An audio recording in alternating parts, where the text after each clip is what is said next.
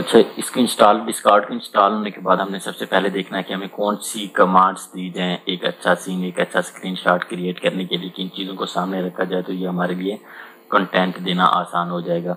Subject, medium, environment, lighting, colour, mode and composition, ये वो सारी चीज़ें हैं। हम यूनिटी में 3D के हैं या 2D के किसी किस्म के भी स्क्रीनशॉट्स निकालते हैं तो ये चीज़ें कहीं ना कहीं हम यूज़ कर रहे होते हैं। ये अलग बात है कि एग्जैक्ट ये वाले नेम्स नहीं होते, चीज़ें यही होती हैं। ऑब्जेक्ट, हम कार का, बस का, ट्रक का, बाइक, किसी भी किस्म का कोई इस तरह का शॉट क्रिएट कर रहे हैं तो सबसे पहले हम ऑब्जेक्ट को सामने रखेंगे। अच्छा, ये जो सब्जेक्ट, मीडियम, एनवायरनमेंट की जो अरेंजमेंट है ये लाजमी नहीं है ऐसे रखी जाए। हम प्रॉम्प्ट पहले देते हैं /i प्रेस करके, तो हमारे पास इस तरह टैब ओपन होता है और इधर हम क्रिएट करके भी देखते हैं। साथ साथ सारी चीज़ों का हम यूज़ जो है ना, जो मैंने फर्स्ट पेज पे दिखाई हैं वो सारा का सारा हम इधर यूज़ करेंगे और उसका तरीकाकार भी बताऊंगा कि किस तरह उनको यूज़ करना चाहिए। प्रॉम्प्ट के अंदर हमने स्लैश दिया है, यहाँ पे मैंने ऑब्जेक्ट का जिक्र किया है। ऑब्जेक्ट लिखूंगा कि मेरा ऑब्जेक्ट क्या होना चाहिए। सुपरा कार मॉडल है टोयोटा का, तो कंपनी का नेम भी लिखने स्पेसिफिक चीज़ें आ जाएं तो वो ज़्यादा अच्छा हो जाता है। 2023 टोयोटा कार सुपरा, ये एग्जैक्ट जो मॉडल है कार का, अगर वो लिखा जाए तो रिजल्ट जो है एग्जैक्ट हमें मिल जाता है। हमने ऑब्जेक्ट डाल दिया है। अब हमें बताना है कि इन्वायरमेंट जो है वो किस तरह का होना चाहिए। आउटडोर होना चाहिए, गिराज वगैरह में हम नहीं दिखा रहे, हम चाह रहे हैं कि कोई पीछे सिटी का इन्वायरमेंट हो या फिर डेजर्ट हो, कुछ भी हो, आउटडोर चाहिए हमें। तो किसी अच्छे से इन्वायरमेंट का हम नाम, न्यूयॉर्क है, लॉस वेगस है, यहाँ पे हम लॉस वेगस का कर लेते हैं। आउटडोर में हमने इन्वायरमेंट करना है लॉस वेगस। बहुत सारे इन्वायरमेंट्स हैं, जो भी है यहाँ पे हमने सिर्फ एग्जाम्पल। कलर कौन से होने चाहिए इसमें, मोनोक्रोमेटिक, कलरफुल। अच्छा, कलरफुल देंगे तो वो मर्जी का क्रिएट कर देगा, बेहतर है कि इसकी सब कैटेगरी में चले जाए। हम कलर उसको खुद बता देंगे, कलरफुल में जितने भी कलर होते हैं उनमें से हमें कौन सा कलर चाहिए। इसके अंदर मैं लिखता हूँ येलो एंड पर्पल।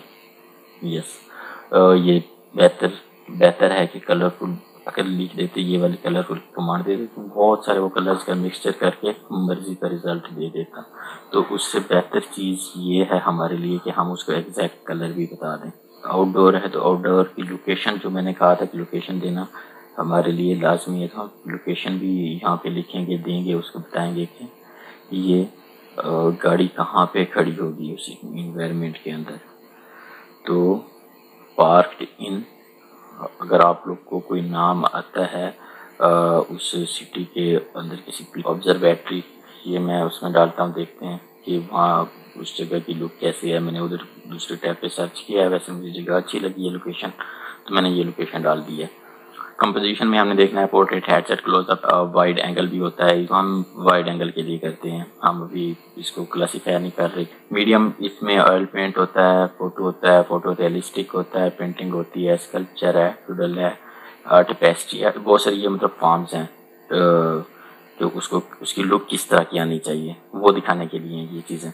और भी बहुत कुछ हो सकता है इसमें यूज़ किया करें। यहाँ पर इमेज रियलिस्टिक का जो कीवर्ड है वो यूज़ किया करें, बजाय इसके कि हम कोई दूसरी गेम्स के बड़े बड़े कीवर्ड्स और उनकी लाइटिंग और वो चीज़ें डालना शुरू कर दें तो फिर वो चीज़ें भी वहीं से उठाता है। ये उसको रियलिस्टिक के साथ मैंने पर्पस भी बता दिया कि ये कमर्शियल शूट है शॉट लेने का। और अब हम इस प्रॉम्प्ट को भी देख लेते हैं कि इमेज के अंदर हम कौन कौन सी प्रॉम्प्ट यूज़ कर रहे हैं। इस टाइम हम कर रहे हैं टेक्स्ट प्रॉम्प्ट यूज़ कर रहे हैं। पैरामीटर्स क्या हैं उन चीज़ों पे भी हम जाते हैं। इमेज प्रॉम्प्ट भी होती है जिसमें URL दे के हम आउटपुट अपनी मर्जी के ले सकते हैं। ये चीज़ एडवांस है, ब्लेंड ऑप्शंस आ जाते हैं, ये हम नेक्स्ट लेवल पे जाके करेंगे। अभी स्टार्टिंग बेसिक कर रहे हैं हम। मिड जर्नी की उन लोगों के लिए है जो बिल्कुल इससे स्टार्ट लेना चाह रहे हैं, जिनका ग्राफिक्स से ताल्लुक है या नहीं है, जिस भी फील्ड से हैं तो वो इसको यूज़ कर सकें। पैरामीटर्स में है चेंज में generate parameters can change aspect ratios models जैसे अलार्म मोड पैरामीटर्स दो एक काफ़ी प्रॉम्प्ट्स जो हम टेक्स्ट की प्रॉम्प्ट दे देते हैं। उसके बाद जो एंड पे जाके हमने एस्पेक्ट रेशियो बतानी होती है और बहुत सारे पैरामीटर्स हैं क्वालिटी के, मॉडल्स के, वर्जन्स के, तो उन वो सारी की सारी चीज़ें हमारी पैरामीटर्स के अंदर आती हैं। वो हमेशा आपकी कमांड एंड पे आती है, जो आपका टेक्स्ट लिख लेते हैं उसकी बिल्कुल एंड पे आती है। इमेज यूआरएल की दूसरी वेबसाइट है आपकी या कहीं पे कोई चीज़ पड़ी है उसको उठा के ब्लेंड करने के लिए आप होता है एंड पे करेंगे। अच्छा, टेक्स्ट प्रॉम्प्ट हमने लिख ली हुई है तकरीबन, अब हम फोकस करते हैं कि पैरामीटर्स क्या हैं, किस तरह काम करते हैं और इनको हमें किस तरह यूज़ करना है। अब एक चीज़ यहाँ पे आप मीडियम में अगर देखें तो हमने अभी उसको ये नहीं बताया कि हमने यहाँ पे पेंट कौन सा रखना है, स्टाइल कौन सा रखना है। तो एक तो हमें वो चीज़ बतानी है उसको। ब्लॉक प्रिंट है, फॉक आर्ट है और इसके बाद पिक्सल आर्ट वो ऑयल पेंट के साथ काफ़ी बेहतर है। और पिक्सल जो क्रिएट करते हैं, रेंडर लेते हैं हम, उस टाइप की वो चीज़ें अभी तक नहीं मिल रही। सन किस एज का आप स्क्रीनशॉट बना रहे हैं, 1950 का है, सन 2000 का है, 2010 का है, तो आप इवन वहाँ के अगर आप लोग ये भी लिखेंगे ना कि हमें 2020 2030 की वो चीज़ें चाहिए, तो वो उसी हिसाब से उन चीज़ों को जनरेट करेगा, टाइम के हिसाब से वो टाइम ट्रेवल में आ जाता है। आप यहाँ पे एक्सप्रेशंस, तो आपके कैरेक्टर्स के जो एक्सप्रेशंस हैं उनके लिए ये 4 5 6 वर्ड्स दिए। ये देखें, हैप्पी है, हंस रही है, नज़र भी आ रही है, अच्छा एंग्री है, माशाल्लाह, बहुत दूसरे से देख रही है। टाइप्स दी हुई हैं, माउंटेन्स हैं, हम बजाय इसके ऑफ रोड और इस तरह की बहुत सारी चीज़ें लिखते रहें तो सीधा सीधा उसको माउंटेन बताएं, लोकेशन बताएं, जिस कंट्री का माउंटेन्स चाहिए और जिन पे शॉर्ट्स चाहिए वो बताएं। जंगल है तो जंगल लिखें, इन्वायरमेंट में आ जाएगा, फिर इन्वायरमेंट की लोकेशन में आ जाएगा फर्दर के वो जंगल किस कंट्री का है, तो उस पर क्लिक करेंगे। डेजर्ट है तो डेजर्ट, फिर आगे कंट्री की लोकेशन, तो वो एग्जैक्ट उसी लोकेशन से आपको रेंडर निकाल के देगा। How to see stylisation values. Yes, ये जब हमारा टेक्स्ट कंप्लीट हो जाता है तो जब एंड पे हम जाते हैं ना, तो सबसे इम्पोर्टेंट चीज़ यही है कि आपकी कमांड्स जो है ना वो सही दी गई हों। MQ4 ऑरेंज, ये उसको कलर का शेप दिया है। इन स्टाइल ऑफ, ये हम पिक्सेल्स और बॉक्सेस में कर रहे हैं, तो लिहाजा इसका हम देखेंगे कि हम किस मॉडल में जा रहे हैं, V4 में जा रहे हैं, V5 में जा रहे हैं। उधर जाके फिर हम स्टाइल्स की असल जो डिमेंशंस होती हैं वो भी देंगे। अभी हमने स्टाइल ऑफ पिक्सल दिया है कि ये 8K 4K 16K 32K किस में दे रहे हैं। 900 0 to 1000 तक था, हमने यहाँ पे 900 कर दिया है। ठीक है, उसके बाद आते हैं हम जो लास्ट में सबसे इम्पोर्टेंट चीज़ है, एस्पेक्ट रेशो है। अभी हम रैंडम और थोड़ी सी चीज़ें चेक करने के लिए इस चीज़ पे काम कर रहे हैं। आपको अल्ट्रा एचडी और बिल्कुल जो रियलिस्टिक इमेज बनती हैं उनके लिए कौन सी कमांड देनी पड़ती हैं, हम उस पर भी काम करेंगे।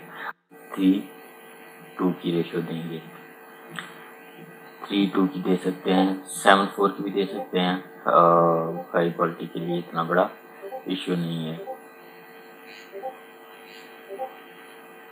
अच्छा, कुछ वाइब्रेंट 7:4, ये देखें common Midjourney aspect ratios दी हुई हैं 1:1 और ये डिफ़ॉल्ट होती है आइकन की जो 512 या 1024 का आता है। दूसरी हमारे पास एस्पेक्ट रेशो है, चार्ट क्रिएट होता है, तो आपको इसी तरह की जितने भी 2-2 मिनट 4-4 मिनट लगेंगे आपको क्रिएट करते हैं। जितनी बड़ा कंटेंट होगा, डिस्क्रिप्शन जितनी बड़ी होगी वो उतना ज़्यादा प्रोसेसिंग करता है और इसी प्रोसेसिंग को वो काउंट करता है। ये देखें U1 U2 U3 U4, हम इस तरह इन पे क्लिक करके अपनी इमेज का वही रिज़ल्ट सेपरेट और बड़ी डिमेंशन में ले सकते हैं। V1 V2 V3 V4 ये हमारा होता है वेरिएंट के लिए। अब स्केलर्स वो यही है, ओपन इन ब्राउज करें तो ये आप स्केल हो जाते हैं। सेव इमेज कर लें इसके लेआउट और इसको जो भी नाम देना है दे दें। मैंने ऑलरेडी भी बनाए हुए हैं। हाँ, ये देखें कार का मॉडल आ गया है।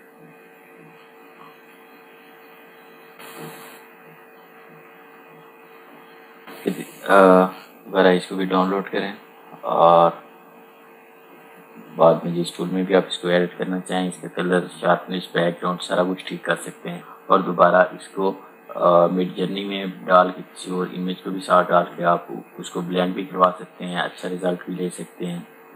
थोड़ा सा और थोड़ी सी चेंज की हम चौथे वाले शॉट पे, अभी इसका V4 नहीं आया,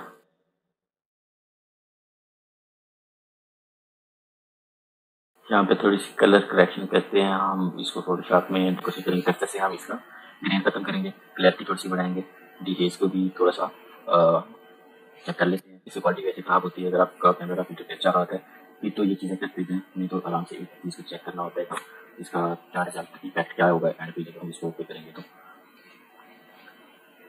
लाइटिंग में हम जो हाईलाइट की थोड़ा सा कम करना चाहिए, वैसे ये जो बर्न आ रहा है कार के ऊपर वो थोड़ा सा खत्म हो।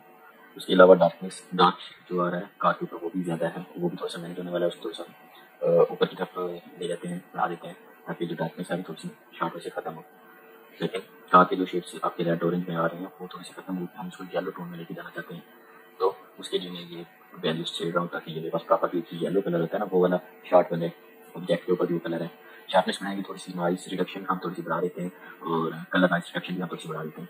बहुत ज़्यादा करेंगे तो वो मजीद ब्लर हो जाएगा, ग्राउंड की भी डिटेल से खराब हो रही है, तो इसकी वैल्यू बहुत ज़्यादा तो करेंगे, लेकिन जरूरत के मुताबिक इसको थोड़ा सा शेड जरूर लेते हैं, इसको प्रेफर करते हैं। ठीक है, ये फिक्स वैल्यूज नहीं है, ये डिपेंड करता है आपके शॉट पे, आपका हल्का में शॉट है जितना है। लुमिनेंस ये मुझे HSL के सबसे बेहतरीन ऑप्शन से लगते हैं जो कैमरा फिल्टर में आए हैं, काफ़ी टाइम से हैं बड़े ऐसी के बहुत सारे वर्जन में हैं पर पे सबसे अच्छा काम होता है ना वो आप HSL में आपके सारे के सारे कलर्स विदाउट किसी पिक्चर को इमेज को आप लोगों को क्रॉप किए, किसी किस्म की किसी इमेज को क्रॉप किए बगैर जो कलर्स का करेक्ट करना है वो यहाँ पे दिया हुआ बेस्ट ऑप्शन है। HSL सबसे बेस्ट ऑप्शन है आपके कलर्स की करेक्शन के लिए, बजाय इसके कि हम पहले इमेज में से चीज़ों को खराब करते थे, कंट्रोल वो बड़ी क्या क्या चीज़ें थी वो रिजल्ट खराब करते हैं। सबसे बेस्ट ऑप्शन यही है कि अगर आप लोग कमांड है तो इसे वर्कशॉप में अच्छी कैमरा सेंटर में, तो मैंने अगर ये येलो कलर सोचा हुआ है तो मैं यहाँ पे HSL के अंदर तो वो एटलीस्ट खत्म हुई है। स्कैर रिप्लेस करेंगे सीधा सीधा इसको इमेज जो हमारी टॉप प्लेयर है उस पर, और इधर आके हम स्कैर के ऊपर क्लिक करेंगे, हमारा स्कैर बॉक्स चेंज हो जाएगा। बजाय इसके कि हम इसको खराब करेंगे, उसके पिक्सल खराब करेंगे, बेहतर ये होता है स्कैर रिप्लेसमेंट का यूज किया करें जो फोटोशॉप में दिया हुआ है। ये भी आर्टिफिशियल इंटेलिजेंस के थ्रू ही इमेज के कलर्स वगैरह को पकड़ के चीज़ों को रिमूव करता है और उसको एडजस्ट करने के ऑप्शन दिए हुए हैं। अच्छा, ब्राइटनेस बढ़ा दें, यहाँ पे टेम्परेचर भी थोड़ा सा येलो टोन में रख सकते हैं, इसको स्केल भी अप डाउन कर सकते हैं, और लेयर एडजस्टमेंट का भी यहाँ पे ऑप्शन होता है अगर करना चाहें तो। फोरग्राउंड लाइटिंग ये थोड़ा सा लाइट का जो इसका एक्सपोजर होता है वो अपनी इन्वायरमेंट पे डालता है। कलर एडजस्टमेंट है यहाँ पे, इसका हम ओके करेंगे। मेरे ख्याल में काफ़ी हद तक यहाँ पे रिजल्ट में फ़र्क है। जो हमने डाउनलोड किया था वहाँ पे थोड़ा सा ब्लर था वहाँ पे थोड़ा सा, और ये काफ़ी हद तक ठीक है। थोड़ी सी फ्रंट की लाइट्स लगाते हैं, PNG लगाने के लिए बेहतर होता है कि आप लोग यहाँ पे जो फोटोशॉप की अपने फंक्शन दिए हुए हैं, अपनी क्वालिटी है वो यूज़ करनी चाहिए, उसके बेहतर रिजल्ट होता है, लाइट का एक्सपोजर भी बेहतर होता है। समटाइम ये होता है कि 2-3 बार टेस्ट करना पड़ जाता है क्योंकि प्रीव्यू जो है इसका हमेशा छोटा आ रहा होता है, तो उसके अंदर हमें इसको एडजस्ट करना होता है। दूसरी लाइट पे लगाना है, सेम लेयर के ऊपर दोबारा लेंस लेयर पे जाके हम दूसरी लाइट पे क्लिक करेंगे और इसको ओके करेंगे।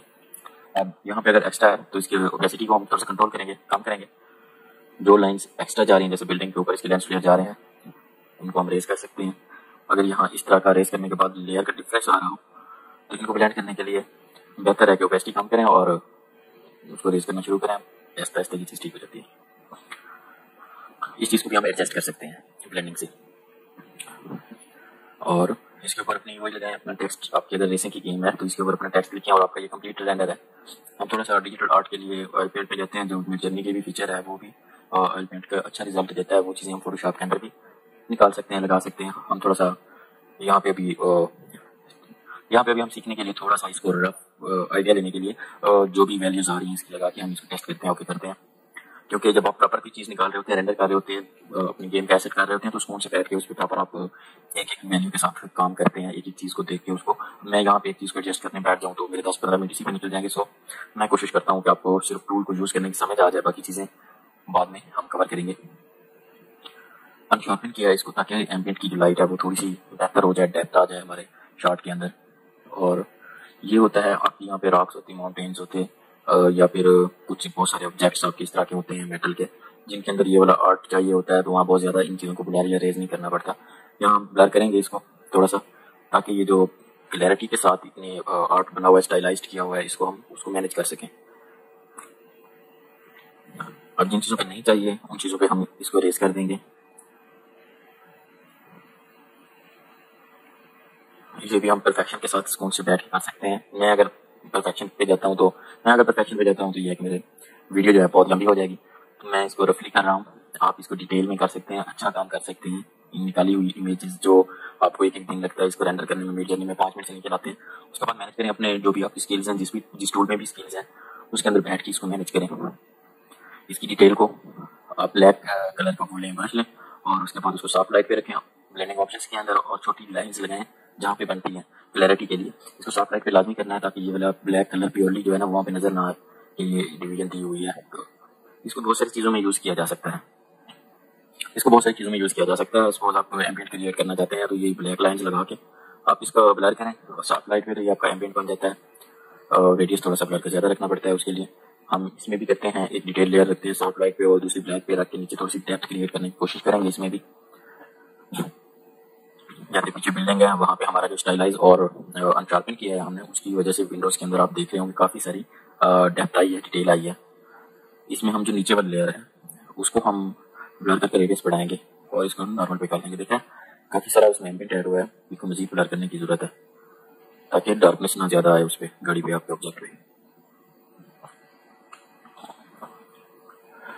अच्छा, इसमें मैंने गेमिंग के लिए स्पेशली फोटो कैशिंग करते हैं, मैं कुछ डिटेल में नहीं गया, उस काम में नहीं गया। ये मैं बिल्कुल करने भी हम कर रहे हैं बेसिक्स के लिए। ये सिर्फ फर्स्ट टाइम कोई यूज़ कर रहा हो तो उसका यूज़ किस तरह करना चाहिए, उसको कौन कौन सी चीज़ें आनी चाहिए, किन चीज़ों का पता होना चाहिए।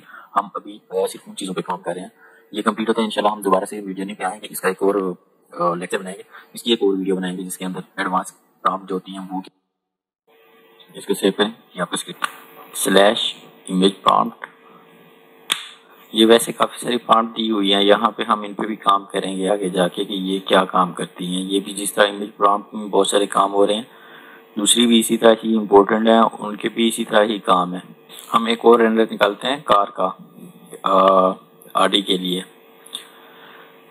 मैंने ऑब्जेक्ट का नाम दिया है और उसके बाद मैंने इन्वायरमेंट दिया है।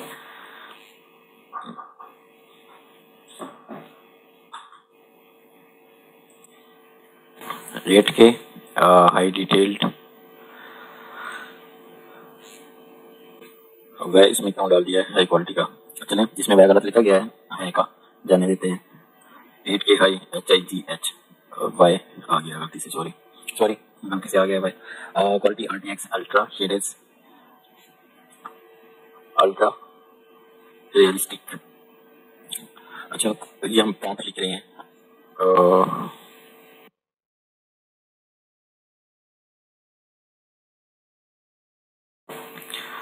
यहाँ पे बड़ी गेम्स के मैं यहाँ पे रेफरेंस भी लिख रहा हूँ, बहुत सारी चीज़ें भी डाल रहा हूँ, लेकिन आप लोगों ने ऐसा नहीं करना।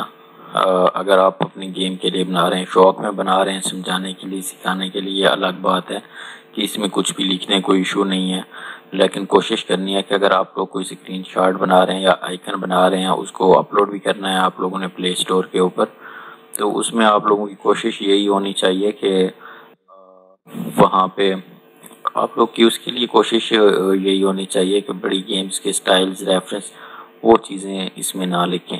फिर क्या करता है AI है, इसने जनरेट करनी है इमेज, इसको जहाँ से जो भी चीज़ मिलनी है इसने उठानी है, इसने नहीं देखना साइबर पंक है, GTA है या फिर कॉल ऑफ ड्यूटी है, जो भी बड़ी गेम्स हैं उनकी वो चीज़ें उठाएगा, उठा के आपको निकाल के दे देगा।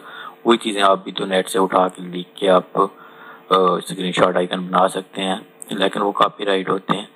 थोड़ा सा रियलिस्टिक इमेज जहाँ पे लिखते हैं वहाँ पे और बहुत सारी चीज़ें ऐसी रियलिस्टिक आ जाती हैं जिन पे कोई क्लेम नहीं करता। मोस्टली यही होता है, वो गेमिंग से रिलेटेड नहीं होती। तो कोशिश क्या करें कि ऑयल पेंट और डिजिटल आर्ट वर्क फोटोशॉप में करके उसको गेम की लुक को दिया करें। इमेज जो है वो आप लोग रियल निकाला करें।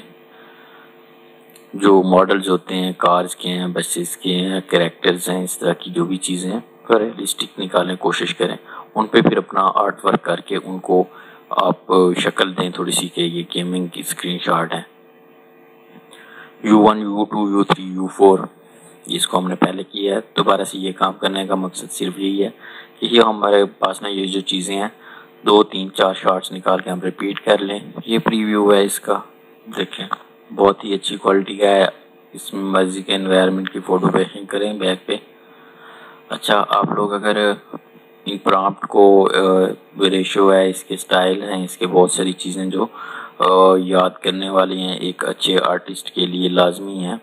अगर वो नहीं करना चाह रहे तो यही जुगाड़ है फिर जो ऊपर बनी हुई हैं किसी की भी चीज़ें, ये तो खैर मैं अपनी कॉपी कर रहा हूँ, किसी की भी बनी हुई चीज़ें हैं उनके ऊपर से एस्पेक्ट रेशो कॉपी करें और उनके 8K 4K जो लिखा है, कॉमा दिए हैं उन्होंने, कॉलन लगाए हैं, डैश डैश लगाए हैं। अगर आपको स्टार्ट में समझ नहीं आ रही तो इन चीज़ों की ज़्यादा टेंशन नहीं लेनी, ये बहुत आसान चीज़ है। ये ऐसी है कि आप लाजमी नहीं है इसके लिए कि आप किसी आर्टिस्ट हों या आप पोस्ट प्रोडक्शन के बंदे हैं तो आप ये यूज़ कर सकते हैं, ऐसा नहीं है। आप मार्केटिंग से हैं, आप किसी भी फील्ड से हैं, ये आर्टिफिशियल इंटेलिजेंस की जितने भी टूल्स हैं ये कोई क्वालिफिकेशन नहीं मांगते या आप लोगों का किसी फील्ड एक फील्ड में एक्सपर्ट होना उस चीज़ के लिए, उस चीज़ के इस्तेमाल के लिए लाजमी नहीं है। आप किसी भी फील्ड से हैं तो ये चीज़ें आप लिख सकते हैं। मार्केटिंग वाले बहुत अच्छा काम कर सकते हैं। वो जो कमांड्स अपने डिजाइनर्स को देते हैं, डिजाइनर्स को बैठ के 2-2 घंटे समझाते हैं कि ये शॉट ऐसा होना चाहिए, आइकन ऐसा होना चाहिए, तो वही कमांड्स मिड जर्नी ओपन करें और खुद लिखें और ये चीज़ें खुद जनरेट करें, बनाएं और आगे डिजाइनर्स को दें। U2 U3 करने का यही कहता है।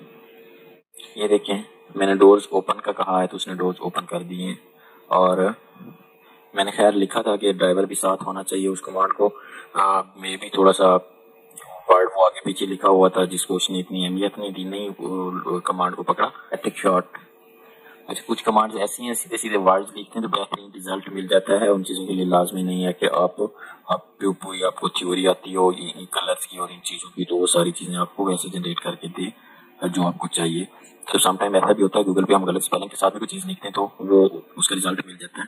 तो इसमें भी ऐसे है कि आप सिर्फ अपनी इंग्लिश से अगर समझा सकते हैं जो आप सोच रहे हैं, जो आप बनाना चाह रहे हैं, तो आपको बेहतरीन रिजल्ट मिलता है उसको वो चीज़ आपको वैसे मिलती है। यहाँ पे अभी एरर जनरेट होगा, अगर इस तरह हो जाए तो उसकी टेंशन नहीं लेने।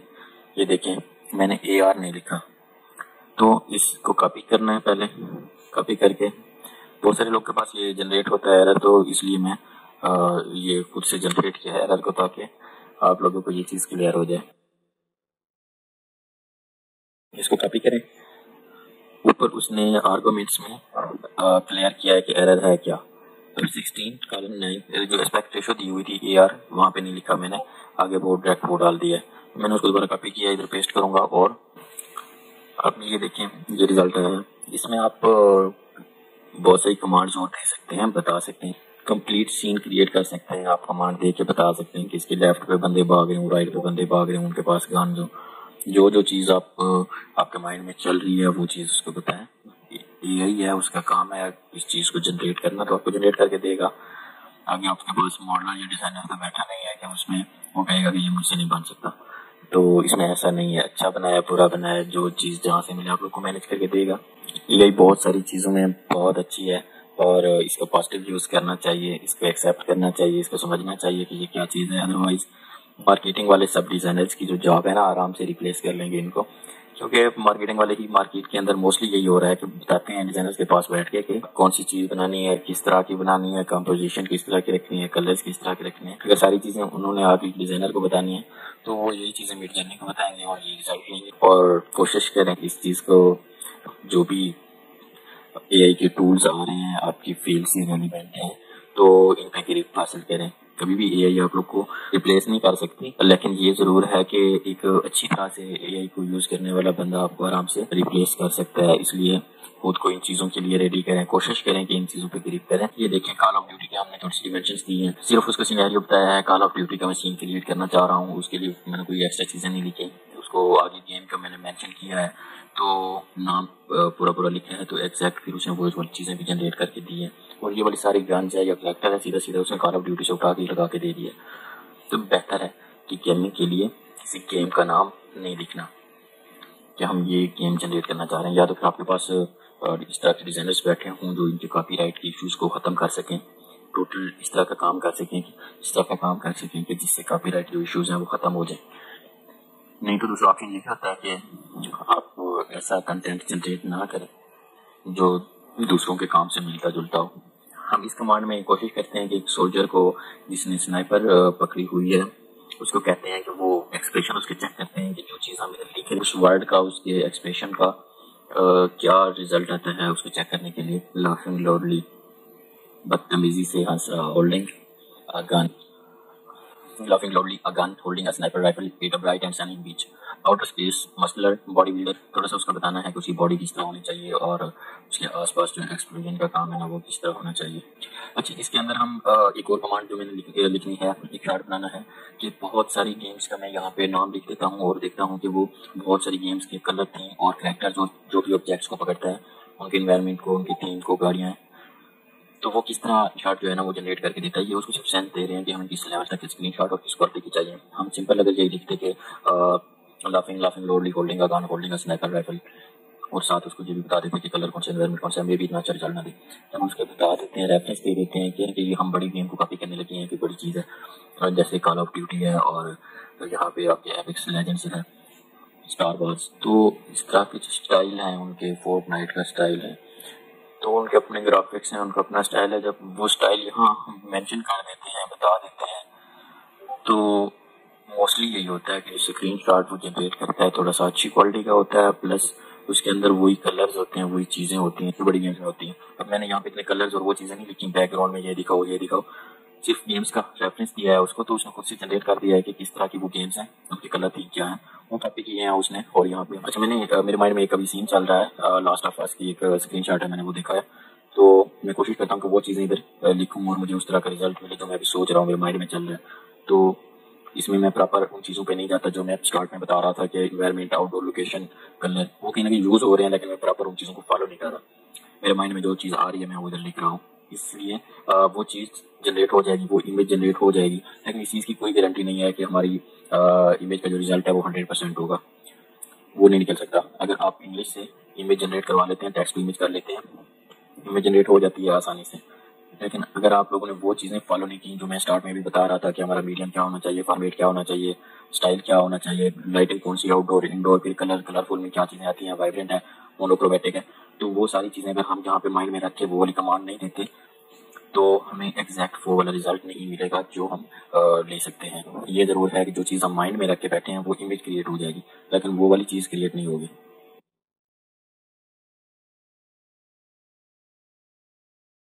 आ गई है इमेज, एग्जैक्ट जो फर्स्ट इमेज में आ रहा है, मैंने यही चीज़ सोची हुई थी। स्पेशली जो दूसरा शॉट है इसके अंदर लाइटिंग फर्स्ट वाली एंड जो इमेज है वो सेकंड वाली, मेरे माइंड में ये चीज़ चल रही थी, उसने जनरेट किया, लेकिन इसका रिजल्ट इतना अच्छा नहीं होगा। मैं इसको U1 करके देखता हूँ, U2, U3, U4 सारे शॉट सेव करता हूँ। आप लोगों ने वो रिजल्ट भी देखा है जो मैंने पहले सेव किए हुए हैं, जो बनाए हुए हैं। इसमें हमने प्रॉपर जो एक फॉर्मेट है कमांड्स को यूज़ करने का, हमने वो यूज़ नहीं किया, तो देखें ये कोई इतना अच्छा रिजल्ट नहीं है, क्योंकि इन्वायरमेंट और उसकी जो लाइटिंग होती है वही, चाहे आप unity, unreal engine, Nvidia, Omniverse, आपका रेंडरिंग के जो भी बेहतरीन टूल्स हैं, आप किसी भी टूल में चले जाएं तो आपको रिजल्ट सिर्फ उसी सूरत में बहुत अच्छा मिलता है जब आप लोग लाइटिंग बहुत अच्छी सेट करते हैं। यहाँ पे हमने कोई लाइटिंग मजे की सेट नहीं की, सिर्फ सीन बताया है, उसने इमेज को क्रिएट किया है और उस तरह की लाइट भी की है, कोशिश की है, लेकिन एग्जैक्ट वो चीज़ यहाँ पे रिजल्ट नहीं मिला हमें, इमेज के प्रॉपर पिक्सल नहीं मिले। हालांकि हमने भी वही रेशो यूज़ की है, AR वही यूज़ किया है जो हम प्रीवियस जो भी हमने रिजल्ट निकाले हैं जो हमने यूज़ किया था, एग्जैक्ट वही यूज़ किया है इधर भी।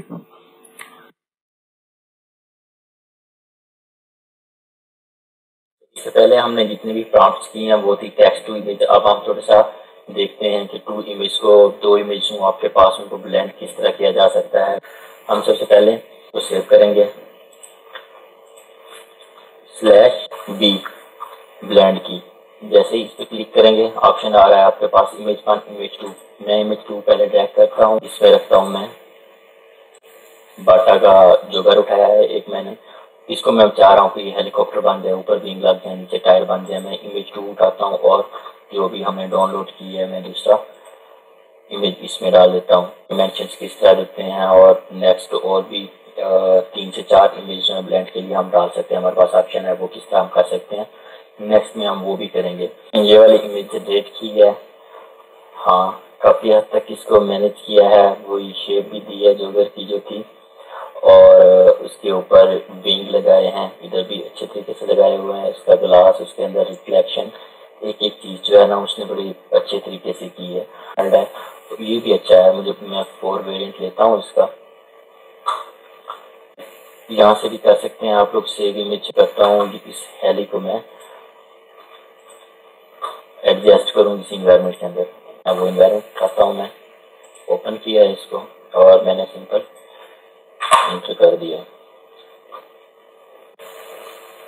इतनी देर में मैं एक और डिमेंशन के साथ इसको एडजस्ट करने के लिए मैं ओपन कर लेता हूँ। ये बैकग्राउंड में हमारा प्रोसेस ये चलता रहेगा। /b image1 पे लिखना है, क्लिक करना है, डिमेंशंस, लैंडस्केप, आगे हम वो रेशो भी डाल सकते हैं इसमें। कोई और इमेज करनी है तो वो भी एडजस्ट कर सकते हैं।